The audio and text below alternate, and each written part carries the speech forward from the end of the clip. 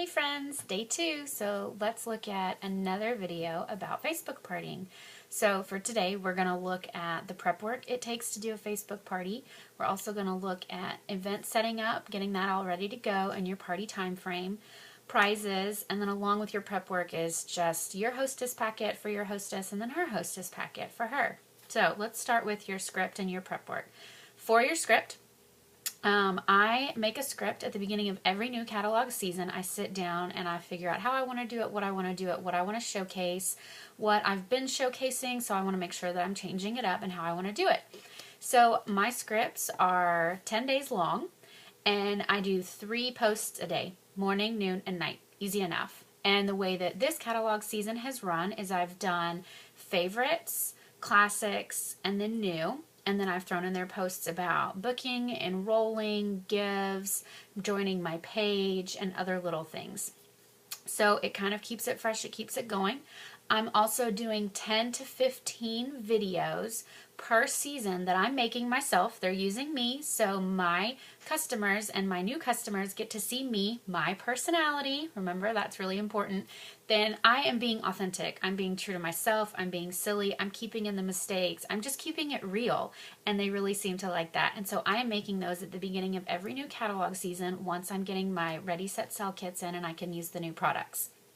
And I'm switching up the videos. I'm using them, I'm not using them, I'm doing photos, and I'm doing real life photos. I am not doing these perfectly gorgeous staged rooms and pictures. I am using my products, I'm using myself, my kids, my friends, my family. I'm using photos that are posted in my group. I'm using real life photos because that is relatable. These awesome rooms that are being created, that's not relatable. Let's just get real. It's just not. It's a lovely idea, but it's not relatable, and so your customers look straight past them. But if they can look at it and they can relate to it, they are more likely to hang out. So I am making sure that my script, my posts, my videos, my pictures are real. They have my personality. They have my isms in them. They have my sayings and all of that because I want my customers to feel like they're hanging out with me at a home party. So the other thing that we want to talk about in our prep work is the hostess packets, and I'm going to show you a couple of things of what I do for my hostess packets. So I give a hostess packet to my hostess. I mail or give it in person, and each one gets 2 catalogs. In each catalog is an opportunity flyer, an opportunity brochure, and the monthly special flyer. That's it. And I tell my hostess one little package is for her, and then the other catalog is for a friend to pass around. I'm also including, and I will post these in the file, I'm also including this, and I've made this. It's a Hostess with the Mostess sheet. It's got some good tips on it. I'm also including an advance sales sheet and why it's worth their time to get them. And then what I call bag party cancellations, just a little something about that. Again, I'll post all of them.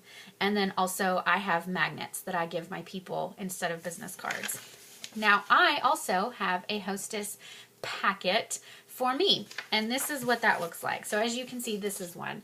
So this is a sheet that I made, and this is how I hostess coach. This is where I write literally everything down about that party so that I'm not losing it. It's got all my hostesses information.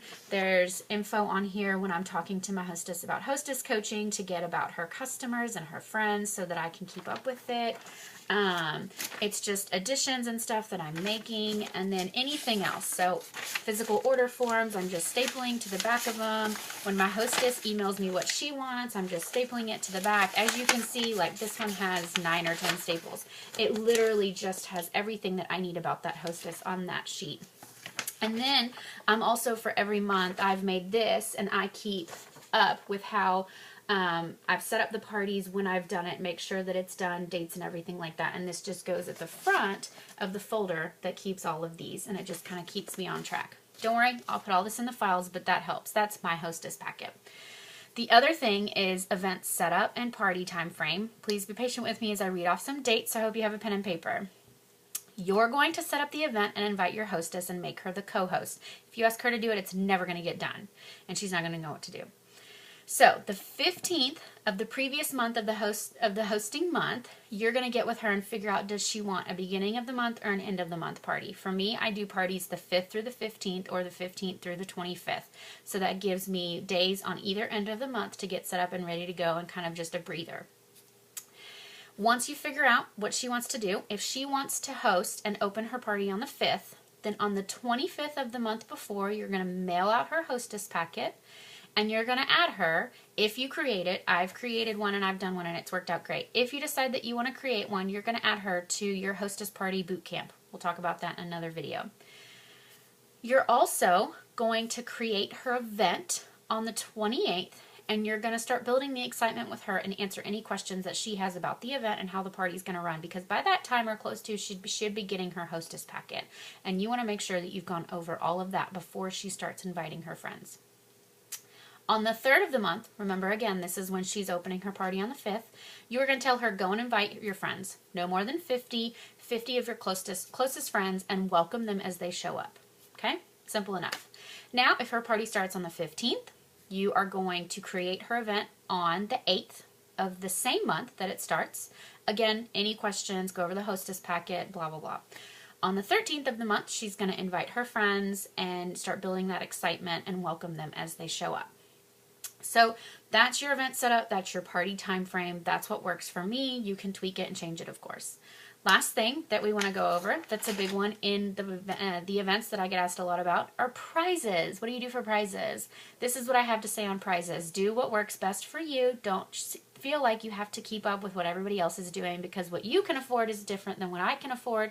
What I feel like works, what I feel like I want to do, and I change it up every season. So this month, or this season, if they win the grand prize, they get a little bundle of goodies that I'm just gathering and putting together and mailing out. I've done key fobs, I've done like snap bins, whatever. You decide what you want to do for your grand prize. I just do one, and do that and stick with it and really sell it and really celebrate it and make them get excited about it. Seriously, people get excited, super excited about a key fob, and it really doesn't cost you that much. So do what works for you. Okay, please don't feel like you have to do what everybody else is doing and that there's one prize that is best. There's no such thing.